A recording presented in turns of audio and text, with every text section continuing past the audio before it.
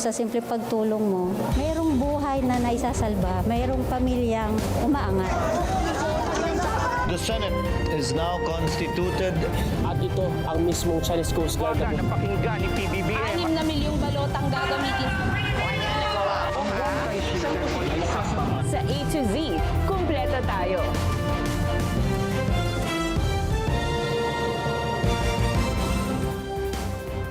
Luzon, Visayas, Mindanao at buong mundo. Ngayon ay Huwebes, April 16, 2026.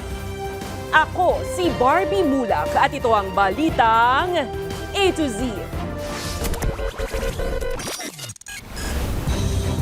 Ilang pasahero, pahirapan pa rin sa pagko-commute sa ikalawang araw ng tigil pasada. Pangulong Marcos, may paandar sa pamamahagi ng mga sako ng bigas sa Maynila.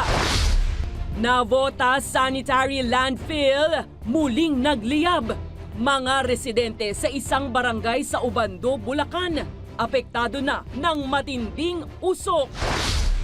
Assistant Special Prosecutor na inakusahang tumanggap umano ng pera mula kay VP Sara Duterte, pinagpapaliwanag.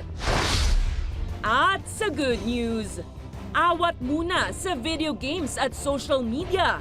Larong baseball, patok sa mga bata sa Rizal ngayong summer. Magandang gabi, pambungad sa ating newscast ang developing story. Nahuli na ang dating kongresistang si Zaldico. Galing ang kumpirmasyong yan mismo kay Pangulong Ferdinand Bongbong Marcos Jr. sa kanyang social media account. Ayon sa detalye, nakadetain ngayon sa Prague sa Czech Republic si Zaldico matapos magtangkang tumawid ng Czech Republic border nang walang kaukulang mga dokumento. Nakikipag-ugnayan naman na ngayon ang pamahalaan ng Pilipinas sa Czech Republic ayon kay PBBM para matiyak ang mga legal na proseso at sa lalong madaling panahon ay maibalik ang dating kongresista sa bansa. Matatanda ang idineklarang pugante sa Pilipinas ang dating chairman ng makapangyarihan na House Budget Committee dahil sa pagkakasangkot sa milyong-milyong pisong flood control scandal. Una na rin kinansela ang kanyang pasaporte. Samantala, sa serye ng video messages ay idiniin naman ni Ko noon sina dating House Speaker Martin Romualdez at pinsan nitong si President Marcos na nakinabang umano sa budget insertions.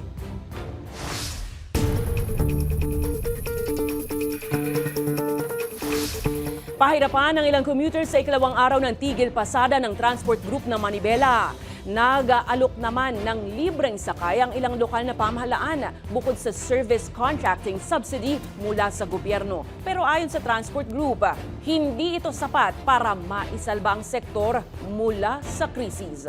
Ang balitang ito ni Ace Cruz. Sa ikalawang araw ng tigil pasada ng transport group na Manibela, pahirapan pa rin makahanap ng masasakyan ng mga commuter. Gaya ni Maribeth, malapit nang malate sa appointment dahil kalahating oras nang naghihintay ng masasakyan sa Philcoa sa Quezon City papuntang Quiapo sa Maynila. Dapat nga, 1 nandoon na kami. Anong oras na? 12. Oh, kaya ba? Hindi, i-adjust na lang yung oras. Kalaunan, may napara siyang biyaheng Quiapo pero halos punuan na rin ito. Dalawa lang pala. Pinara namin 4 Dalawa lang ang kasya. Ang senior high school student naman na si Farah, inagahan ng pag-alis ng bahay sa takot na mahirapang sumakay ng jeep at mahuli sa klase. Anya, nakakapekto sa kanilang pag-aaral ang mga tigil pasada. Kapag late ka po, syempre may mamimiss ka pong mga lessons kasi nagdi-discuss na po yung teachers mo. Pero wala ka naman pong magagawa dun kasi habulin mo na lang po yung lessons. Sa tansya ni Manibela Chairperson Marvel Buena na paralisa ng 90% ng transportasyon sa buong bansa bagamat may ilang lalawigan at grupong hindi lumahok dito. Para po ito i-roll back yung presyo ng petrolyo na kung saan commuter, private na motorista, pagbaba ng bilihin na makakatulong at makikinabang ang taong bayan. Hindi po namin ginagawa itong strike na to para makapirwisyo. Idinaos ang programa ng transport group sa iba't ibang lugar gaya sa Manibela headquarters sa nagtahan sa Maynila. Sa gitna nito, nag-alok ng libreng sakay ang ilang concerned agencies at local government units gaya sa Quezon City, pero punuan din. Bukod pa yan, sa service contracting program ng bus gaya sa EDSA Bus Carousel, mga jeepney at iba pang PUV sa ilang ruta. Pero ayon sa Manibela, lugi pa rin ang mga driver kahit may subsidy mula sa pamahalaan. Hindi natin alam kung kailan yung unang payout nito. So, magdi-discount ka ng napakalaki, 40%, tapos abono ka ng krudo, ano naman ang ipang-aabono namin dyan kung matagal bago tayo bayaran? Una nang sinabi ng pamahalaan na bukas sila makipag-usap sa transport group para plansahin ang ilang hindi pagkakaunawaan. Magtatagal ang tigil pasada hanggang Biyernes, April 17, pero posibleng masundan pa nila ito hanggang hindi natutugunan ang hinaing ng transport sector. Para sa Balitang A to Z, Ace Cruz. Kinasigo sa House of Representatives ang ride-hailing apps dahil umano'y hindi nila tinupad ang nauna nilang pangakong babawasan ang komisyong kinakaltas sa mga rider sa gitna ng krisis sa presyo ng langis. Ayon kay House Assistant Majority Leader Brian Poe, nangako ang mga platform tulad ng Joyride, Angkas, Move It, Grab at InDrive na mag-aayos ng kanilang rates. Pero may mga naitalang singil na umaabot pa rin sa 20% o higit pa ang komisyon. Sa pagdinig, ipinaliwanag ng ride-hailing app companies na naka-tiered system ang kanilang komisyon. Ibig sabihin ay nakabatay ito sa dami ng biyahe ng rider. Pero giit ng mga mambabatas, dapat pansamantalang mababaan ang base commission para sa lahat, hindi lang sa mga rider na maraming trip. Kasunod dito, nangako ang Angkas na ibababa ang base commission para sa lahat ng biker mula 20% pababa ng 18%, habang pananatilihin naman ng mga insentibo tulad ng mas mababang kaltas para sa mga mas aktibong rider. Git naman ng mga mambabatas, kailangang mas maramdaman agad ng riders ang ginhawa sa panahon ng krisis, lalo na ng mga umaasa lang sa ilang biyahe para sa dagdag kita.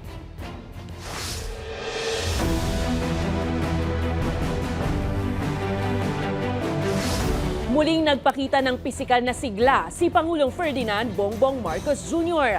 nang pangunahan niya ang rice distribution sa Maynila ngayong Huwebes. Sa gitna kasi ng programa, biniro niya ang lahat ng sino ang may sakit, bago paulit-ulit na binuhat ang isang 10 kilong sako ng bigas.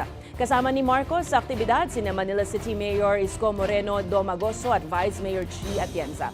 Ayon sa presidente, bahagi ito ng layunin ng kanyang administrasyon na maibsan ang bigat ng pagkain sa mga pamilya. Sa ilalim ng biyayang bigas para sa Maynila, aabot sa 80 benepisaryo sa lungsod ang makatatanggap ng tig sa 10 kilong bigas ng 6 na beses sa loob ng isang taon. Abot naman sa 15 bilyong piso ang inilabas ng pamahalaan para sa programa, habang pinalalawak pa ito sa buong bansa. Kasi wala tayong magagawa doon sa presyo ng langis. Ngunit sa presyo ng pagkain, yun, meron tayong magagawa. At nataon nga itong programang ito. At sana po ipapagpatuloy nga natin ito. Sana po ito'y makatulong sa ating mga kababayan. Ipinauubayan na ng Presidential Communications Office sa Department of Justice ang 3 Facebook account na umano'y nagkakalat ng maling impormasyon patungkol sa kalusugan ni Pangulong Marcos. Kabilang sa mga pinangalanan ang Iloy Bugris ng Queen of Revelations, Rigondo Laping at Craig Anderpal. Ayon sa PCO, pinapakalat ng FB page na Iloy Bugris na kritikal umano ang kalagayan ni PBBM at humihingi pa ng pinansyal na kontribusyon. Manipulated naman ang mga larawang inilabas ng Rigondo Laping, habang naglabas din ng fake news graphics ang Craig Anderpal na may kunwaring opisyal na kumpirmasyon patungkol sa umano'y malubhang kondisyon ng Pangulo. Ipapasa ang report sa National Bureau of Investigation para sa posibleng pagsasampa ng formal na reklamo. Ayon pa sa mga opisyal, tutukuyin kung may pananagutan ng mga nasa likod ng post, lalo na kung ginagamit ang mga negatibong nilalaman para paramihin ang traction, subscriber at posibleng pagkakitaan pa online.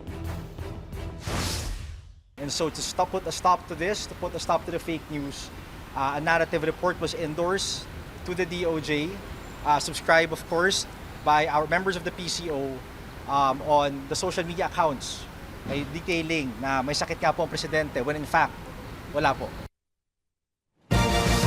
Sanipuwersa sa live fire exercise ng Philippine Army at United States Army gamit ang High Mobility Artillery Rocket System sa Laur Nueva Ecija bilang bahagi ng Salaknib 2026 drill. Layunin nito na palakasin ang pagsasanay ng magkakatuwang na puwersa ng Pilipinas at Amerika, lalo na pagdating sa mga ground operation. Ayon kay Philippine Army TRACOM Commander Major General Michael Lohico, ipinapakita sa aktibidad ang kakayahan ng HIMARS at ang kahalagahan nito sa posibleng mutual defense ng Northern Luzon.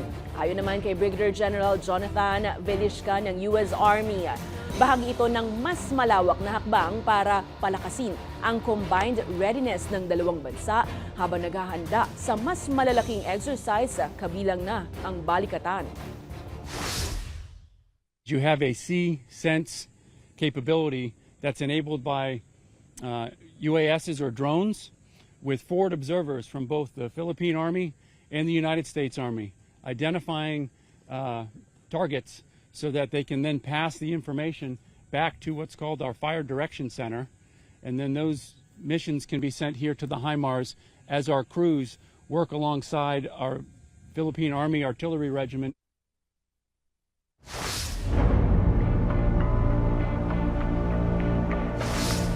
Muling nagriyab ang Navotas Sanitary Landfill ngayong Huwebes ng madaling araw dahilan para kumalat na naman ang matinding usok sa mga kalapit na lugar.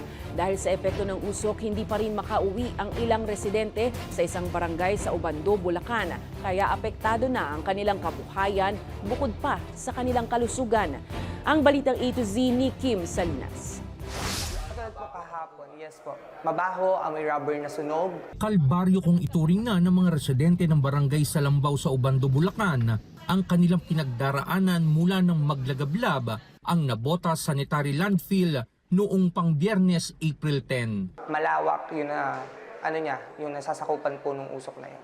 So halos buong barangay po namin nakakover ng usok. Ayon sa chairperson ng Sangguniang Kabataan sa naturang barangay, apektado hindi lang ang kanilang kalusugan, kundi pati ang kanilang hanap buhay, partikular ang pangingisda. Hindi po sila nakakabalik sa kanilang hanap buhay. Kasi nga po, yun nga katulad na sabi ko kanina, hindi po namin sigurado kung safe na po bang bumalik. Kung sino po yung dapat pong managot.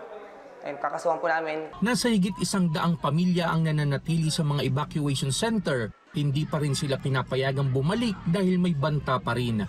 Madaling araw ng Huwebes, muling nagliyab ang landfill at kasunod nito ang pagkalat na naman ng matinding usok. Ayon sa kalihim ng Department of Environment and Natural Resources, lubhang nakaapekto sa air quality ang usok mula sa landfill. Ito pong particulate matter na 2.5 microns ang size, umaabot po hanggang baga to, so talagang masama to sa kalusugan. Ang guideline values natin, ang maximum dapat po 35 micrograms per normal cubic meter, umaabot po ng mga 41, 42. Paalala ng mga otoridad sa mga apektadong residente, magsuot ng mask bilang proteksyon. Patuloy naman ang pagsusuri ng DENR. Nagsampling na rin tayo ng water quality para lang makita natin kung mayroong mga nanggaling sa landfill na mga bagay katulad ng leachate na naapektuhan yung water quality. Pero ang resulta po nito ay 7 araw pa po. Nakikipagpulong na ang DNR sa kumpanyang nasa likod ng Navotas Sanitary Landfill para matukoy kung may paglabag sa Environmental Compliance Certificate. Para sa Balitang A to Z, Kim Salinas.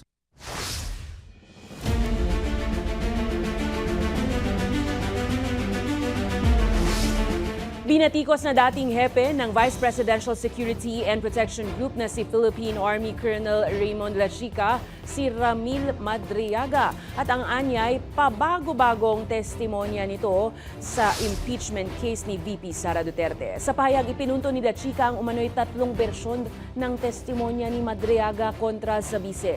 Una na ring idinawit ni Madriaga si Dachika na umano'y kasama ni VP Sara Duterte na nag-utos umano na mag-deliver ng milyong-milyong pisong cash deliveries. Sa kabila naman ng kritisismo ng mga dawit sa issue, naniniwala si ML Party List Representative Leila De Lima na mayroong probable cause para i-impeach ang ikalawang Pangulo. Ayon kay De Lima, nagpakita na ng pruweba si Madriaga na magkakilala sila ng ikalawang Pangulo. Taliwas sa sinabi ni VP Sara na hindi umano niya kakilala ang naturang individual. We saw how he testified. He saw his demeanor. He saw how he's kind of relaxed, especially except for about a couple of occasions when he was almost in tears. And then he was also not looking at his notes. He was not, I didn't see him consulting his lawyer. And he was answering questions pointedly and rather calmly and even confidently. Now, that's a preliminary determination of the need to further listen to him. Samantala, sineseryoso ng Office of the Ombudsman ang alegasyong dawit umano sa cash deliveries ang isa sa mga prosecutor nito. Kinumpirma nga ni Assistant Ombudsman Nico Clavano na pinagpapaliwanag ng Internal Affairs Board ng Tanod Bayan si Assistant Special Prosecutor Ryan Kilala. Kasunod ito ng revelasyon ng nagpakilalang umano'y bagman ni VP Sara Duterte na si Ramil Madriaga na nag-deliver umano siya ng pera mula sa pangalawang Pangulo para sa naturang opisyal.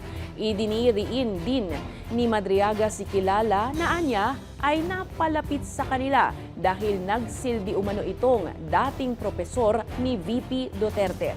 Si Kilala rin na dating Assistant Dean sa San Sebastian College, Recoletos College of Law, ang itinuro ni Madriaga na umano'y tumulong kay Inday Sara na makapagtapos ng abogasya, bagay na una nang itinanggi ng bise. We will make sure na yung mga ganyang kwento, we get to the bottom of it, understand kung ano talaga nangyari, and then we will resolve on that basis.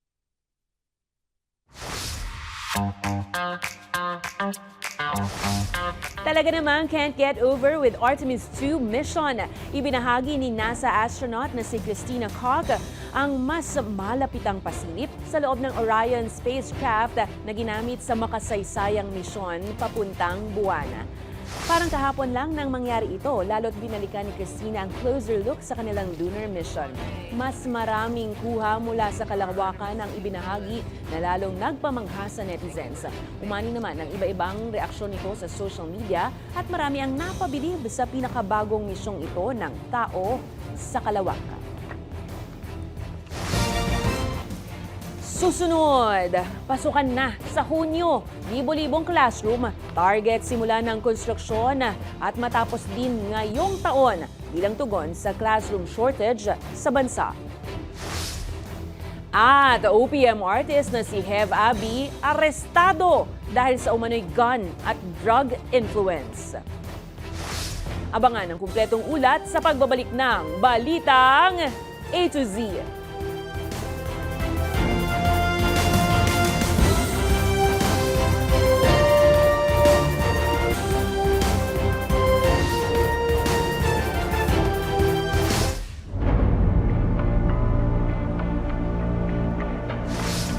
Halos 2 buwan bago magsimulang muli ang klase. Target ngayong tapusin ng Department of Public Works and Highways at ng Education Department ang konstruksyon ng libo-libong classroom sa bansa. Kasunod ito ng pagkakatala ng mahigit 100,000 classroom backlog sa bansa.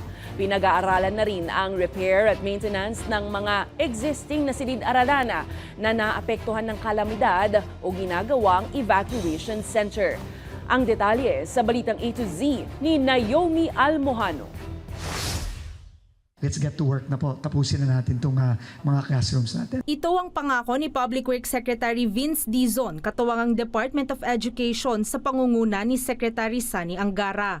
Ngayong kasing mahigit halos 2 buwan na lang bago ang balik eskwela ng mga mag-aaral, nasa mahigit 160,000 ang classroom backlog sa bansa o yung mga silid-aralang hindi pa rin naitatayo na mahalaga sa pag-aaral ng mga estudyante. The most we've ever constructed in a 1 year is probably between 4,000 to 6,000 classrooms. Ang goal this year is 20,000. Marami tayong mga i-engage na mga malalaking mga construction companies para gumawa ng mas mabilis at mas dekalidad at mas matitibay. Sa datos ng DPWH, sa 4,000 classrooms na target maitayo noong 2025, 3,000 sa mga ito ang ongoing pa rin ng konstruksyon, kung saan 2,500 dito ang inaasahang matatapos sa Hunyo at ang natitiray sa Setyembre pa makukumpleto. As of today, mahigit 500 na yung 100% completed, pero meron ng mga siguro mga 500 pa ulit na matatapos na ngayong end of April, early May.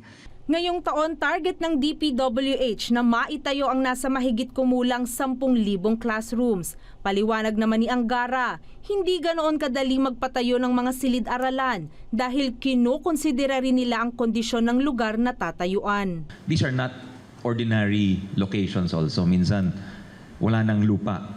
Sisirain yung classroom bago gawin. Gigibayin yung magde-demolition muna bago gawin. Mas mahirap at medyo mag-iiba din yung costing. So, yung point namin dito is there's a certain degree of difficulty din involved. Dagdag pa ni Angara, long-term solution at application ang re-resolba sa mga backlog.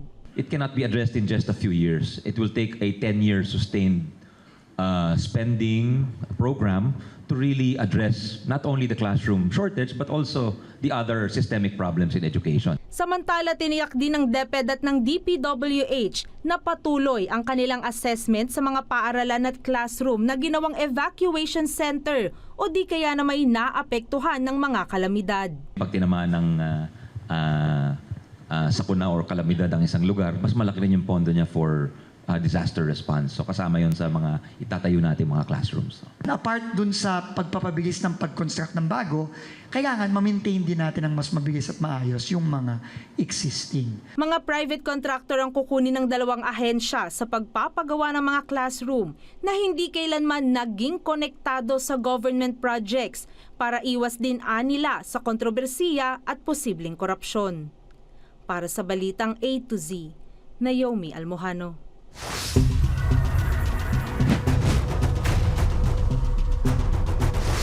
Sinibak na sa kani-kanilang pwesto ang top official ng Philippine National Police Academy o PNPA at 8 pang iba kaugnay ng investigasyon sa umano'y hazing incident ng 22 underclassmen.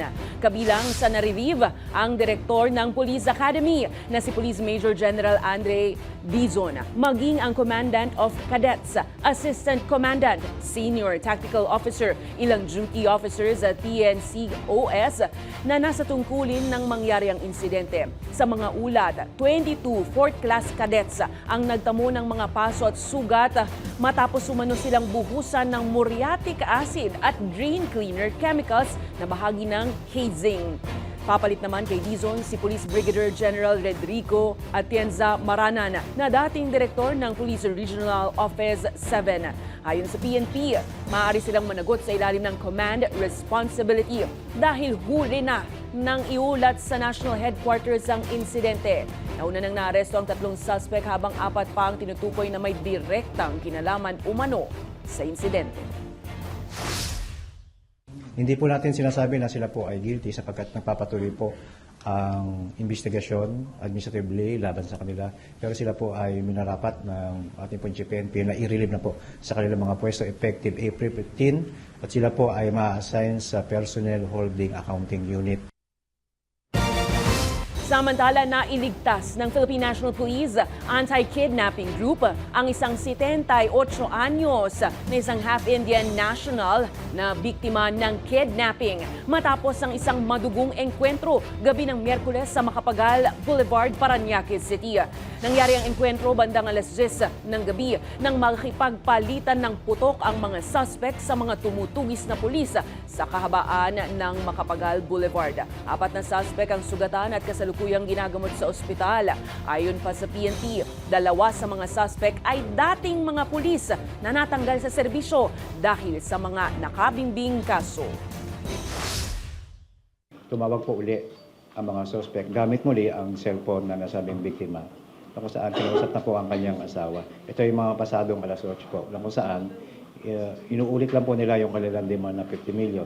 Na kung saan bago po mag-alas 10, nagkasarado po sila sa tawaran ng from 50 million, napababa po nila sa 10 million. Crime solved na po yung, case solved na po yung insidente. Pinaniniwalaan po natin bilang parte ng investigasyon na pagpatuloy yung investigasyon sapagkat di tayo naniniwala na 4 lang po yung suspect natin.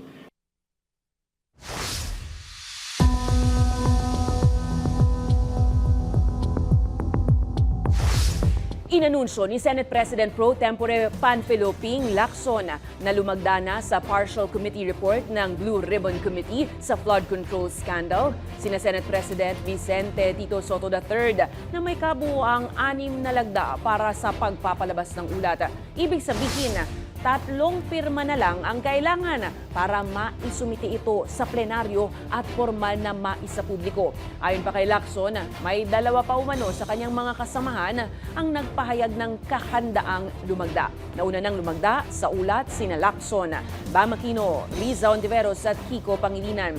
Ayon pa sa senador, pansamantala niyang itinigil ang mga pagdinig sa flood control scandal habang hindi pa naabot ng partial report ang plenaryo dahil anya walang saysay ang pagpapatuloy ng hearing kung walang ilalabas na formal na ulat ang komite.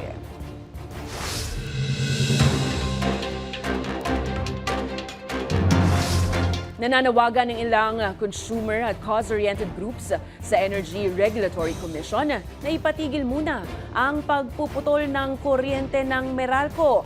Iba pa ang private utilities at mga electric cooperative habang tinatamaan ng bansa ng krisis na dulot ng mataas na presyo ng langis.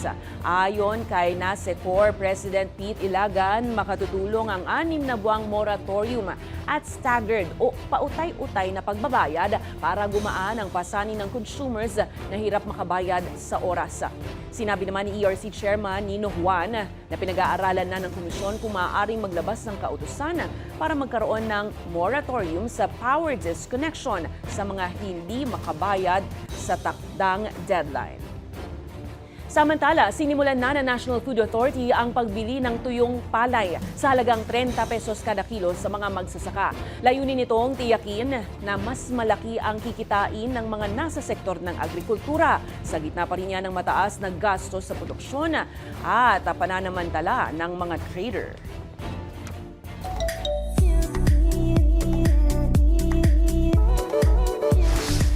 Mga ka-A to Z, mula Alam Mo Ba Girl to Alam Mo Ba CIDG. Arestado nga po ang OPM artist na si Gabriel Abila o mas kilala bilang si Hev Abi matapos masilbihan ng search warrant ng CIDG sa barangay Laging Handa, Quezon City noong Martes.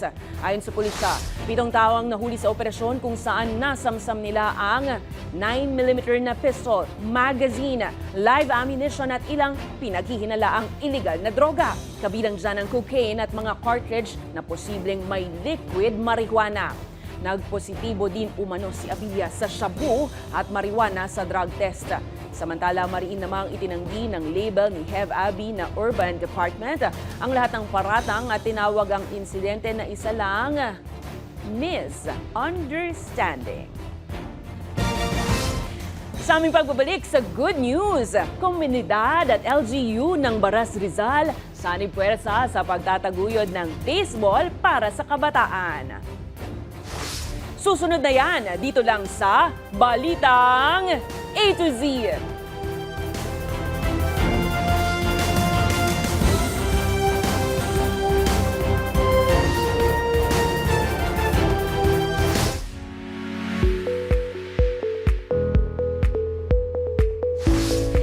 Bihira na ata ang mga batang naglalaro pa rin sa kalye ngayon dahil kadalasan libangan na ng marami ay ang video games, TikTok at Facebook Reels.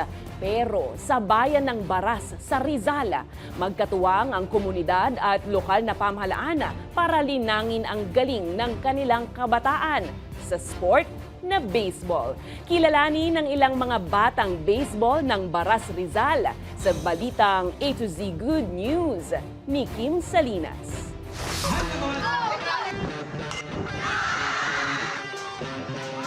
Iyawan at palakpakan ang natanggap ng isang batang babaeng baseball player matapos makapag-home run sa kanilang championship game sa Baras Elementary School Field sa Rizal nitong weekend. Hindi alintana ang matinding init ng panahon ng mga estudyanteng atleta makapaglaro lang ng paboritong sports. Bonus na rin ang nakaugalian sa kanilang lugar na kapag nakapag-home run ay umiikot sa buong field para sa munting regalo ng mga manonood. Binibigyan po akong pera pag nag-champion, pag nag-ano, tsaka po pag naka-home run. Kaya tuwang-tuwa si Kailin, isa sa 2 babae lang sa kanilang kupunan nang mag-home run ng kanyang palo ng bola. Matindi kasi ang tensyon at pasiklaban para sa kampyonato sa pagitan ng kanilang Barangay Mabini at kalabang Barangay Santiago. Ayon pa kay Kailin, malaking tulong ang baseball sa kanya at kanyang pamilya. Pang gastos po sa araw-araw, tsaka po pambata. Makakakuha po yung mga kaibigan ng mga tusaya, tapos po magkakapera. Nakilala rin natin ng batang si Sak na mula sa palarong pambarangay ay umabot na rin sa RAAM o Regional Athletic Meet Association. Saya po, lagi pong pinagpapatuloy po ang pagpa-practice po ng baseball araw-araw po. Masarap po sa pakiramdam, nakikita mo yung anak mo na nakikilala po, tumataas pa po yung kumpiyansa niya sa sarili niya. Kaya naman, ganoon na lamang ang suporta ng lokal na pamahalaan sa larong ito na hindi nawawala ang taunang palarong pambayan. Ang aming layunin na makapag-produce kami ng mga player na i-represent namin sa provincial meet at ganoon din sa regional at sakasakali sa palarong pambansa. Malaki rin ang pasasalamat ng mga dating manlalaro sa suporta ng LGU sa kanilang training program sa ilalim ng Baras Softball and Baseball Association o BSBA. Hanggang sa lumapit po kami sa aming punong bayan, Mayor Willie Robles, hindi naman po kami napahindihan. Nasuportahan po kami niya simula sa gamit, sa allowance po ng mga trainers na ibibigay naman po. Under 12. Ibig sabihin, mula sa grade 6 pababa, minsan umaabot ng 8 years old yung pinakang bata. So ang ginagawa namin yun, sa grassroots muna kami nagsisimula. Sa huli, nagbunga ang disiplina at matinding pag-iensayo ni Kailin at Sak kasama ang kanilang teammates matapos itanghal na kampyon ang Barangay Mabini sa score na 18-11. Pero kung tutuusin, wala namang umuwing talunan dahil sa pamamagitan ng sports ay nalinang ng mga batang atleta hindi lang ang lakas ng katawan kundi katatagan ng isipan. Mula sa Baras Rizal, Kim Salinas para sa Balitang A to Z.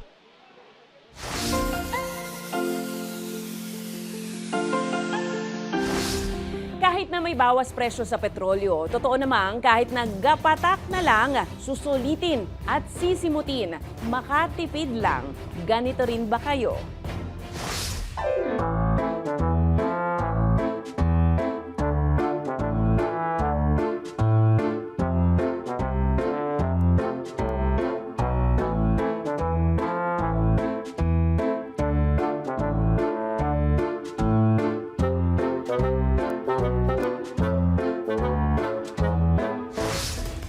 Kung kayo ay may kwentong kakaiba, mga kwento ng pag-ibig o storya ng inspirasyon at pag-asa, maaari itong ibahagi. Sumali sa ating Facebook group na Balitang A to Z. Panoorin ang replay ng ating programa at sundan ang ating social media pages. Hanapin ang Balitang A to Z. Ang ating pabaong quote of the night ngayong Huwebes ay mula sa agriculturist na si Dr. M.S. Swaminathan. Ang sabi niya, ang kinabukasan ng seguridad sa pagkain ay nakasalalay sa pagtrato natin sa ating mga magsasaka ngayon. At yan po ang mga balita at impormasyon, mga kwentong may dalang inspirasyon na tinutukan ng Balitang A to Z. Ako si Barbie Mulak. Maging maalam, makialam. Magandang gabi sa iyo, Pilipinas.